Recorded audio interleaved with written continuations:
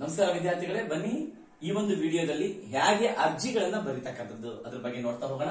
ನಾನು ಈಗಾಗಲೇ ಇಲ್ಲಿ ಬರೆದಿದ್ದೀನಿ, ಪ್ರಶ್ನೆ ಓದ್ತಾ ಹೋಗ್ತೀನಿ. ನೀವು 10ನೇ ತರಗತಿಯಲ್ಲಿ ಉತ್ತೀರ್ಣರಾಗಿದ್ದು ನಿಮ್ಮ ಅಂಕಪಟ್ಟಿ ಹಾಗೂ ವರ್ಗಾವಣೆ ಪತ್ರ ಕೋರಿ ನಿಮ್ಮ ಶಾಲೆಯ ಪ್ರಾಂಶುಪಾಲರಿಗೆ ಅಥವಾ ಮುಖ್ಯೋಪಾಧ್ಯಾಯರಿಗೆ ಅರ್ಜಿ ಬರೆಯಿರಿ ಅಂತಿದೆ. ಇಲ್ಲಿ ಪ್ರಾಂಶುಪಾಲರು ಅಂದ್ರೆ ಸಿಬಿಎಸ್ಇ ಮಕ್ಕಳು ಬರೀತಾರೆ, ಯಾಕಂದ್ರೆ ಅಲ್ಲಿ ಅವರಿಗೆ ಪ್ರಾಂಶುಪಾಲರು ಅಂತಾನೆ ಕರೀತಾರೆ, ಪ್ರಿನ್ಸಿಪಾಲ್ ಅಂತ. ಹೈಸ್ಕೂಲ್ ಸ್ಟೇಟ್ ಸಿಲೆಬಸ್ ಅಲ್ಲಿ ಮುಖ್ಯೋಪಾಧ್ಯಾಯರು ಅಂತ ಕರೀತಾರೆ. ಅವರು ನಿಮಗೆ ನಿಮ್ಮ ಹೆಸರು ಇದಾಗಿದ್ದು ಅಂತ ಕೊಟ್ಟರೆ ಅದೇ ಹೆಸರನ್ನ ಬರಿಬೇಕು. ಅಥವಾ ಅವ್ರು ಏನು ಕೊಟ್ಟಿಲ್ಲ, ಹೀಗೆ ನೇರವಾಗಿ ಪ್ರಶ್ನೆ ಕೊಟ್ಟಾಗ ನೀವು ನಿಮ್ಮ ಹೆಸರನ್ನ ಹೀಗೆ ಬರೀತೀರಾ. ಇಲ್ಲಿ ನಿಮ್ಮ ಅಡ್ರೆಸ್ ಇಂದ ಅಂತ ಬರಿಬೇಡಿ, ಇವರಿಂದ ಅಂತಾನೆ ಬರೀರಿ. ನಾಗಭೂಷಣ್, ಕೆಆರ್ ನಗರ, ತಾಲೂಕ್ ಹರಿಹರ, ಜಿಲ್ಲೆ ದಾವಣಗೆರೆ, ಇದು ನಿಮ್ಮ ಅಡ್ರೆಸ್. ಇವರಿಗೆ ಯಾರಿಗೆ ಪತ್ರ ಬರೀಬೇಕು? ನಿಮ್ಮ ಅಂಕಪಟ್ಟಿ ಮತ್ತು ವರ್ಗಾವಣೆ ಪತ್ರ ಕೋರಿ. ವರ್ಗಾವಣೆ ಪತ್ರ ಅಂದ್ರೆ ಟಿಸಿ, ಅಂಕಪಟ್ಟಿ ಮಾರ್ಕ್ಸ್ ಕಾರ್ಡ್. ಯಾರಿಗೆ ಬರೀತೀರಾ? ಪ್ರಾಂಶುಪಾಲರು, ಇಲ್ಲಿ ಸಿಬಿಎಸ್ಇ ಮಕ್ಕಳಾದ್ರೆ. ಸ್ಟೇಟ್ ಸಿಲೆಬಸ್ ಮಕ್ಕಳಾದ್ರೆ ಮುಖ್ಯೋಪಾಧ್ಯಾಯರು ಅಂತ ಕರೀತಾರೆ.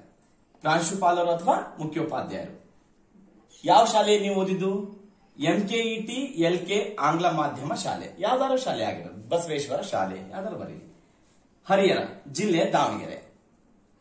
ಈ ಕಡೆ ದಿನಾಂಕ, ಯಾವ ದಿನಾಂಕ ನೀವು ಬರೀತಿರೋ ಅದೇ ದಿನಾಂಕ ಡೇಟ್ ಹಾಕ್ಬೇಕಿಲ್ಲಿ. ಸ್ಥಳ ಯಾವ ಊರಿಂದ ಬರೀತಿರೋ ಅದ್ರದ್ದು ಬರೀಬೇಕಿಲ್ಲಿ, ಹರಿಹರ ಅಂತ. ಇನ್ನ ಇಲ್ಲಿ ಮಾನ್ಯರೇ ಅದನ್ನು ಬರೀಬಹುದು.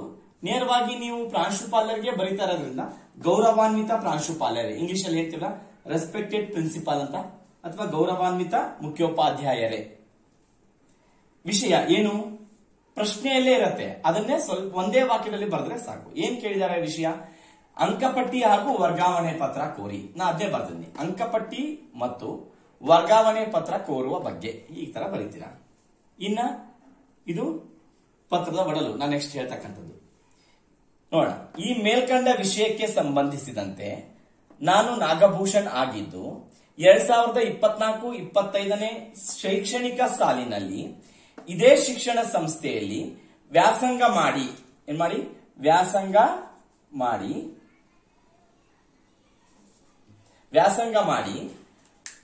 10ನೇ ತರಗತಿಯಲ್ಲಿ ಉತ್ತೀರ್ಣನಾಗಿರುತ್ತೇನೆ ಅಥವಾ ತೇರ್ಗಡೆಯಾಗಿರುತ್ತೇನೆ. ಮುಂಬರುವ ಶೈಕ್ಷಣಿಕ ವರ್ಷದಲ್ಲಿ ಉನ್ನತ ಶಿಕ್ಷಣ ಸಂಸ್ಥೆಯಲ್ಲಿ ದಾಖಲಾತಿ ಪಡೆಯುವ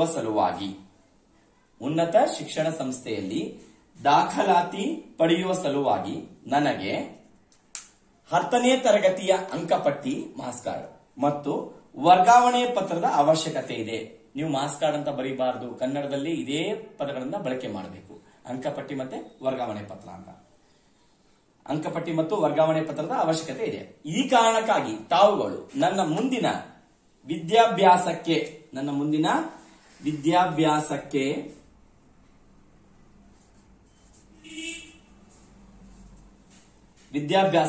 ಅನುಕೂಲಕರವಾಗುವ ಉದ್ದೇಶದಿಂದ ಆದಷ್ಟು ಬೇಗನೆ ನನಗೆ ನನ್ನ ಅಂಕಪಟ್ಟಿ ಮತ್ತು ವರ್ಗಾವಣೆ ಪತ್ರ ನೀಡಬೇಕೆಂದು ಈ ಮೂಲಕ ತಮ್ಮಲ್ಲಿ ವಿನಂತಿಸಿಕೊಳ್ಳುತ್ತೇನೆ ಅಂತಿದೆ. ಇದು ಪತ್ರದ ಒಡಲು. ಕೊನೆಗಿಲ್ಲಿ ವಂದನೆಗಳೊಂದಿಗೆ ಇಂತಿ ನಿಮ್ಮ ವಿಶ್ವಾಸಿ ಬರಿಬಾರ್ದಿಲ್ಲಿ, ಯಾಕಂದ್ರೆ ನೀವು ಬೇರೆಯವರಿಗೆ ಬರಿತಾ ಇಲ್ಲ. ಇಲ್ಲಿ ನಿಮ್ಮ ಪ್ರಾಂಶುಪಾಲರಿಗೆ, ನಿಮ್ಮ ಗುರುಗಳಿಗೆ ಬರಿತಾ ಇರೋದ್ರಿಂದ, ಮುಖ್ಯೋಪಾಧ್ಯಾಯರಿಗೆ ಬರಿತಾ ಇರೋದ್ರಿಂದ ಇಂತಿ ನಿಮ್ಮ ವಿಧೇಯ ವಿದ್ಯಾರ್ಥಿ. ವಿಧೇಯ ಅಂದ್ರೆ ನಿಮ್ಮ ಮಾತುಗಳನ್ನೇ ಅನುಸರಿಸುವ ಅಂತ ಅರ್ಥ. ವಿಧೇಯ ವಿದ್ಯಾರ್ಥಿ ಅಂತ ಹೇಳಿ ಬರ್ದ್ಬಿಟ್ಟು ನಾಗಭೂಷಣ್ ಅಂತ ಬರೀರಿ. ಏನು ಹೆಸರು ಕೊಟ್ಟಿಲ್ಲ ಅಂದ್ರೆ ಆ ಬ ಕ, ಇಂಗ್ಲಿಷ್ ನಲ್ಲಿ XYZ ಅಂತ ಬರೀತಿರಲ್ಲ, ಕನ್ನಡದಲ್ಲಿ ಆ ಡಾಟ್ ಬಾ ಡಾಟ್ ಕ ಅಂತ ಬರೀಬೇಕು. ಇದಿಷ್ಟು ಇದು. ಇಲ್ಲಿ ನೋಡಿ, ಇದಕ್ಕೆಲ್ಲ ಮಾರ್ಕ್ಸ್ ಇರ್ತವೆ. ಇದಕ್ಕೆ ಅರ್ಧ ಮಾರ್ಕ್ಸ್ ಇವರಿಂದ, ಇದಕ್ಕೆ ಅರ್ಧ ಮಾರ್ಕ್ಸ್ ಇವರಿಗೆ, ಸ್ಥಳ ಮತ್ತು ದಿನಾಂಕಕ್ಕೆ ಅರ್ಧ ಮಾರ್ಕ್ಸ್ ಇರುತ್ತೆ. ಆಮೇಲೆ ವಿಷಯ ಅಂಕಪಟ್ಟಿ ಮತ್ತು ವರ್ಗಾವಣೆ ಪತ್ರ ಕೋರೋ ಬಗ್ಗೆ ಇದಕ್ಕೆ ಅರ್ಧ ಮಾರ್ಕ್ಸ್, ಪತ್ರದ ಒಳಗೆ ಒಂದೂವರೆ ಮಾರ್ಕ್ಸ್, ಇದಕ್ಕೊಂದು ಅರ್ಧ ಮಾರ್ಕ್ಸ್. ಹೀಗೆ ಅಂಕಗಳನ್ನ ಹಂಚಿ ಈ ರೀತಿ ನಿಮಗೆ ಕರೆಕ್ಷನ್ ಮಾಡ್ತಾ ಹೋಗ್ತಾರೆ. ಇದು ಪೂರ್ತಿ ನಿಮ್ಗೆ ಅರ್ಥ ಆಗತ್ತೆ ಅನ್ಕೊಂಡು ಇಷ್ಟೇ ಬರೆದ್ರೆ ಸಾಕು. ಇವರಿಂದ ಇವರಿಗೆ ವಿಷಯ, ಪತ್ರದ ಒಡಲು, ಇಂತಿ ತಮ್ಮ ವಿಶ್ವಾಸಿ ವಂದನೆಗಳೊಂದಿಗೆ. ಈ ಕಡೆ ದಿನಾಂಕ, ಸ್ಥಳ ಹಾಕೋದು ಮರಿಬೇಡಿ, ಬಹಳ ಇಂಪಾರ್ಟೆಂಟ್. ಇಲ್ಲ ಮಾರ್ಕ್ಸ್ ಕಟ್ ಮಾಡ್ಕೊಡ್ತಾರೆ. ಹಾಗಾದ್ರೆ ಇನ್ನೊಂದು ಅರ್ಜಿ ಹೇಗೆ ಬರೆಯೋದು ನೋಡ್ತಾ ಹೋಗೋಣ. ಬನ್ನಿ, ಕೆಲಸಕ್ಕೆ ಅರ್ಜಿ, ಜಾಬ್ಗೆ ಹೇಗೆ ಅರ್ಜಿ ಹಾಕ್ಬೇಕು, ನಾವು ಅಪ್ಲಿಕೇಶನ್ ಹಾಕ್ಬೇಕು ಅನ್ನೋದನ್ನ ನಾನು ವಿಡಿಯೋ ಮಾಡಿದೀನಿ. ಇನ್ನೂ ಸರಳವಾಗಿ ಮಾಡಿದೀನಿ. ಆ ವಿಡಿಯೋದಲ್ಲಿ ಬಹಳ ಎಷ್ಟಾಗುತ್ತೋ ಅಷ್ಟು ಬಹಳ ವಿಸ್ತಾರವಾಗಿ, ಅಂದ್ರೆ ಅರ್ಥ ಇಲ್ಲಿ ಎಲ್ಲಾದನ್ನು ಏನೆಲ್ಲ ಅಪ್ಲಿಕೇಶನ್ ಅಲ್ಲಿ ಏನೆಲ್ಲ ನಮ್ಮ ಅಡಕಗಳನ್ನ ಅಲ್ಲಿ ಲಗತ್ತಿಸಬೇಕು ಅಂತ ಹೇಳಿದೀನಿ. ಆದ್ರೆ ಇದರಲ್ಲಿ ಎಷ್ಟು ಸಂಕ್ಷಿಪ್ತವಾಗಿ ಬರೀಬೇಕೋ ಅಷ್ಟು ಪ್ರಯತ್ನ ಮಾಡಿದೀನಿ. ಪ್ರಶ್ನೆ ನೋಡ್ತಾ ಹೋಗೋಣ. ನೀವು ದಾವಣಗೆರೆ ಜಿಲ್ಲೆಯ ಚನ್ನಗಿರಿ ತಾಲೂಕಿನ ಚರಣ್ ಹುಡುಗ ಆಗಿದ್ರೆ, ಹುಡುಗಿಯಾಗಿ ಚಂದ್ರಿಕಾ ಎಂದು ಭಾವಿಸಿ ದಿನಾಂಕ 14/3/2025 ವಿಜಯವಾಣಿ ದಿನಪತ್ರಿಕೆಯಲ್ಲಿನ ಜಾಹೀರಾತಿನ ಮೇರೆಗೆ ಹಾವೇರಿ ಜಿಲ್ಲೆಯ ರಾಣೆಬೆನ್ನೂರಿನ ರಾಜರಾಜೇಶ್ವರಿ ಶಾಲೆಯಲ್ಲಿ ಖಾಲಿ ಇರುವ ಕಿರಿಯ ಸಹಾಯಕರ ಹುದ್ದೆಗೆ ಅರ್ಜಿ ಸಲ್ಲಿಸಿ. ಕಿರಿಯ ಸಹಾಯಕರು ಅಂತ ಹೇಳಿದ್ರೆ ಇಲ್ಲಿ ಕ್ಲರ್ಕ್ ಪೋಸ್ಟ್, SDC ಅಂತ ಕರಿತೀವಿ, ಸೆಕೆಂಡ್ ಡಿವಿಷನ್ ಕ್ಲರ್ಕ್. ಹಿರಿಯ ಸಹಾಯಕರು ಅಂತ ಕೊಟ್ರೆ FDC, ಫಸ್ಟ್ ಡಿವಿಷನ್ ಕ್ಲರ್ಕ್ ಅಂತ. ಇಲ್ಲಿ ಹಾಗಾದ್ರೆ ನೋಡ್ತಾ ಹೋಗೋಣ. ಪ್ರಶ್ನೆ ಇದಾದ್ಮೇಲೆ ಇವರಿಂದ ಅಂತ ಇದೆ. ಇವರಿಂದ ಅಂದಾಗ ನಾನು ಹೇಳಿದೆ ನಿಮ್ಮ ಅಡ್ರೆಸ್ ಬರೀತೀರಾ, ನಿಮ್ಮ ವಿಳಾಸ. ಚರಣ್ ಅಥವಾ ಚಂದ್ರಿಕಾ, ಹುಡುಗಿ ಆದ್ರೆ ಚರಣ್, ಹುಡುಗ ಆದ್ರೆ ಚರಣ್, ಹುಡುಗಿ ಆದ್ರೆ ಚಂದ್ರಿಕಾ. ಯಾವ ನಗರ? ಸರಸ್ವತಿ ನಗರ, ತಾಲೂಕು ಚನ್ನಗಿರಿ, ಜಿಲ್ಲೆ ದಾವಣಗೆರೆ. ಅವರೇ ಕೊಟ್ಟಿದ್ದಾರೆ ನಿಮಗೆ. ಚರಣ್ ಚಂದ್ರಿಕಾ ಎಂದು ಭಾವಿಸಿ ದಾವಣಗೆರೆ ಜಿಲ್ಲೆಯ ಚನ್ನಗಿರಿ ತಾಲೂಕಿನ, ನಾನು ಹಾಗೆ ಬರ್ತೀನಿ, ಚರಣ್ ಸರಸ್ವತಿ ನಗರ, ತಾಲೂಕು ಚನ್ನಗಿರಿ, ಜಿಲ್ಲೆ ದಾವಣಗೆರೆ.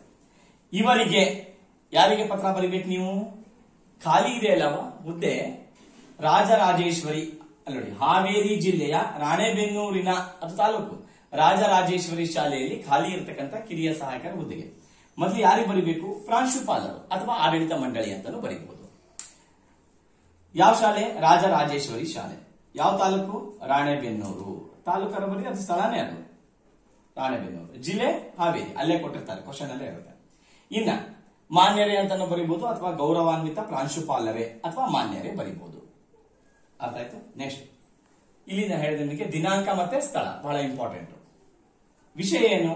ಕಿರಿಯ ಸಹಾಯಕ ಹುದ್ದೆಗೆ ಅರ್ಜಿ ಸಲ್ಲಿಸುವ ಬಗ್ಗೆ. ಇಲ್ಲಿ ನೋಡಿ, ಕಿರಿಯ ಸಹಾಯಕ ಹುದ್ದೆಗೆ ಅರ್ಜಿ ಸಲ್ಲಿಸಿ ಅಂತ ಕೇಳಿದಾಗ ಸಲ್ಲಿಸುವ ಬಗ್ಗೆ ಅಂತ ಬರಬೇಕು. ನೆಕ್ಸ್ಟ್ ಪತ್ರದ ಒಳಗೆ ಬಾಡಿ ಆಫ್ ದಿ ಈ ಕೆಳಗೆ ಸಹಿ ಮಾಡಿರುವ ನಾನು ಚರಣ್ ಆಗಿದ್ದು, ಅವರ ಹೆಸರು ಕೊಟ್ಟಿದ್ದಾರೆ. ದಿನಾಂಕ 14/3/2025 ವಿಜಯವಾಣಿ ದಿನಪತ್ರಿಕೆಯಲ್ಲಿ ಪ್ರಕಟವಾಗಿರುವ ಜಾಹೀರಾತಿನ ಮೇರೆಗೆ ನಿಮ್ಮ ವಿದ್ಯಾಸಂಸ್ಥೆಯಲ್ಲಿ ಖಾಲಿ ಇರುವ ಕಿರಿಯ ಸಹಾಯಕ ಹುದ್ದೆಗೆ, ಅದಕ್ಕೆ ಕಿರಿಯ ಸಹಾಯಕ ಹೇಳಿದ್ರೆ ಕ್ಲರ್ಕ್ ಪೋಸ್ಟ್ಗೆ ಹುದ್ದೆಗೆ ಅರ್ಜಿಯನ್ನು ಸಲ್ಲಿಸುತ್ತಿದ್ದೇನೆ.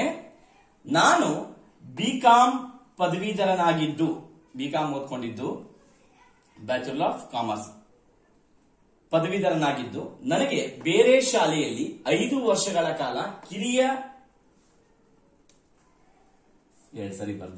ಕಿರಿಯ ಸಹಾಯಕನಾಗಿ ಸೇವೆ ಸಲ್ಲಿಸಿರುವ ಅನುಭವವಿದೆ. ನನಗೆ ಎಕ್ಸ್ಪೀರಿಯನ್ಸ್ ಇದೆ ಅಂತ ನೀವು ಹೇಳ್ಕೋಬೇಕಲ್ಲಿ.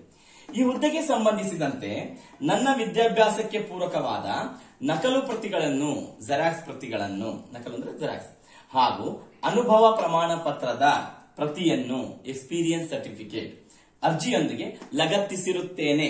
ಲಗತ್ತಿಸಿರುತ್ತೇನೆ ಅಟ್ಯಾಚ್ ಮಾಡಿದ್ದೀನಿ ಅಂತ ಅರ್ಥ. ನಾನು ನೀಡಿರುವ ವೈಯಕ್ತಿಕ ವಿವರಗಳನ್ನು ಆಧರಿಸಿ, ನನ್ನ ವೈಯಕ್ತಿಕ ವಿವರಗಳನ್ನ ಆಧರಿಸಿ ಸಂದರ್ಶನಕ್ಕೆ ಹಾಜರಾಗಲು ನನಗೆ ಅವಕಾಶ ಮಾಡಿಕೊಡಬೇಕೆಂದು ತಮ್ಮಲ್ಲಿ ವಿನಂತಿಸಿಕೊಳ್ಳುತ್ತೇನೆ. ಇಷ್ಟೇ ಬರೆದ್ರೆ ಸಾಕು. ನಾನು ಏನೆಲ್ಲ ಲಗತ್ತಿಸ್ತೇನೆ ಅವಶ್ಯಕತೆ ಇಲ್ಲ. ನಾನು ಬೇರೆ ವಿಡಿಯೋದಲ್ಲಿ ನನ್ನ ಅಂಕಪಟ್ಟಿ ಹಾಕಿದ್ದೀನಿ, ಜಾತಿ ಪ್ರಮಾಣ ಪತ್ರ ಹಾಕಿದ್ದೀನಿ, ಅವೆಲ್ಲ ತೋರಿಸಿದ್ದೀನಿ, ನಿಮಗೆ ಹೇಳಿದ್ದೀನಿ. ಆದ್ರೆ ಇಷ್ಟೇ ಬರೆದ್ರೆ ಸಾಕು, ನಿಮಗೆ ಪೂರ್ತಿ ಮಾರ್ಕ್ಸ್ ಗಳು ಸಿಗ್ತವೆ. ವಂದನೆಗಳೊಂದಿಗೆ ಇಂತಿ ತಮ್ಮ ವಿಶ್ವಾಸಿ ಚರಣ್. ಹೆಸರು ಕೊಟ್ಟಿಲ್ಲ ಅಂದ್ರೆ ಆ ಬಾ ಕ ಅಂತಾನು ಬರೀಬಹುದು. ಇಷ್ಟು ಇದು ಪೂರ್ತಿ ಇರುತ್ತೆ, ನಿಮಗೆ ಯೂಸ್ ಆಗುತ್ತೆ ಅನ್ಕೊಂಡಿದ್ದೀನಿ. ಪರೀಕ್ಷಾ ದೃಷ್ಟಿಯಿಂದ ನಾನು ಬರೆದಿರ್ತಕ್ಕಂಥದ್ದು. ಒಳ್ಳೆಯದಾಗಲಿ.